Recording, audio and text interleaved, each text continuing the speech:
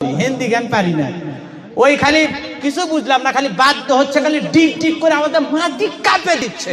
মানে বাদ্য আর যন্ত্রের কোনো অভাব নাই, খালি বোঝা যাচ্ছে লারকি ও লারকি, বারবার করছে লারকি লারকি আ আ আ আ আ, এইভাবে করছে, বোঝেন না কথা?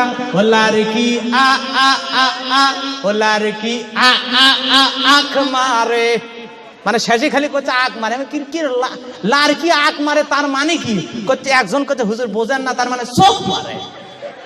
তাই নাকি রে? ছেলে যুবকেরা গান বাজনা শোনে, এরকম আছে না নাই? যেই মেয়ে বিয়ের আগে একটা ছেলে চোখ মারে, ওর চরিত্র ভালো, ওই বউ নিয়ে আসলে শান্তি।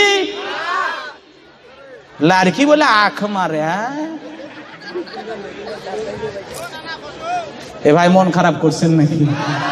এই চরিত্রের নারীরা আছে না না? রাস্তাঘাটে যুবক যুবতীর অবৈধ মেলামেশা আছে না না?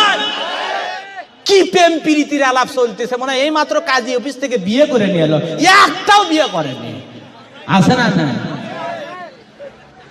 সারা রাত একটা মেয়ের সাথে কথা বলে, এরকম যুবক আছে না না? সারা রাত কি পাশে রে, হায় হায়, সারা রাত জাগে জাগে কি করো, কি করতেছো, খাইছো? ও শোনা, তোমার ঘুম ধরেন, ধরবি কেমনে? এরকম বাটপার আছে।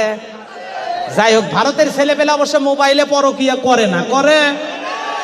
ভারতে প্রেম আছে। যাক, বাংলাদেশেরটা পার হয়েছে নাকি? না আগে থেকেই ছিল। হায় হায় হায় বাজানো গো, আমার লম্বা কথা লম্বা করব না। অনেকেই মনে করতেছে এমন হুজুরের ওয়াজ শুনে মানুষ তো পাগলা হয়ে যাবে।